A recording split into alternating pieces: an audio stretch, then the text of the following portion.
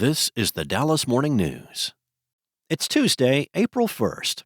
Starting off the day with some sun, but clouds will move in throughout the day with a high of 82. There is a risk of severe thunderstorms this evening with a chance for damaging winds and hail and possibly a tornado in the area. The low will be 70. Here are today's headlines. Cargill Kitchen Solutions is recalling nearly 215,000 pounds of its liquid egg products that were sold in Texas and other places because the food could possibly contain a cleaning solution made with sodium hypochlorite. The U.S. Department of Agriculture's Food Safety and Inspection Service announced the recall late last week, saying the recalled liquid egg items were produced on March 12th and 13th, according to an announcement from the federal agency. Officials said the products subject to recall have the establishment number G1804 printed on the carton. According to the USDA, the liquid egg products were shipped to distributor locations in Texas and Ohio and for food service use in Arizona, Florida, and several other states. The FSIS said it's possible that the products were distributed nationwide. The recall on the liquid egg products is considered Class 3, which means FSIS scientists concluded that use of the item should not cause adverse health consequences, or the risk is negligible.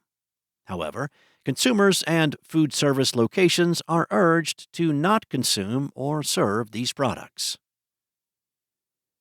In other news, North Texas food providers are scrambling to find a way to fill a $9.2 million funding gap following cuts in March to two U.S. Department of Agriculture programs that bought food from local farmers.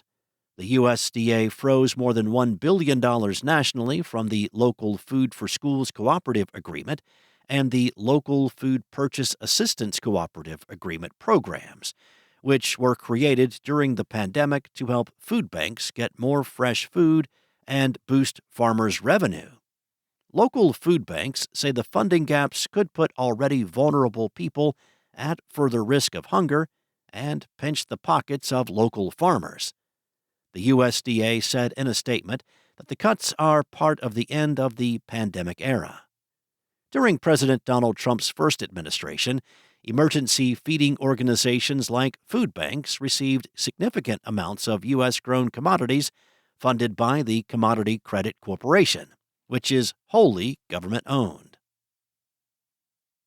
Next up, Dallas Hero threatened Monday to file a lawsuit if the city did not adhere to a November voter mandate to hire 900 more police officers and meet with the nonprofit to review the budget. It's the second time the nonprofit has said it would sue the city since voters approved two controversial changes to the city charter. Proposition U requires the city to maintain 4,000 officers. It has just over 3,100. Proposition S makes the city more vulnerable to lawsuits by waiving governmental immunity. In December last year, the nonprofit also said it would sue if the city did not enforce state law and remove homeless encampments from sidewalks within 60 days. That deadline was in February, but it has not filed a lawsuit. In a news release Monday, Dallas Hero threatened a second lawsuit if the city did not comply within 60 days. That means the city has until May 30th.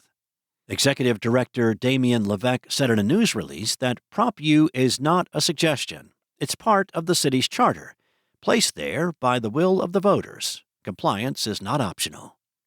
City officials declined to comment Monday afternoon. And Texas House budget writers on Monday endorsed a $337.4 billion state spending plan for the next 2 years, sending it to the floor for a vote expected next week. Passing a balanced spending plan for the 2026-2027 cycle, which starts in September, is the only task the Texas Constitution requires lawmakers to do during their regular biennial legislative session. After the House settles on its version of the new budget, leaders will negotiate with the Senate over key differences. The final budget bill will be sent to Governor Greg Abbott for his signature, expected in June. Lawmakers are considering a separate spending bill that would earmark tax money still in state coffers to close out the current cycle.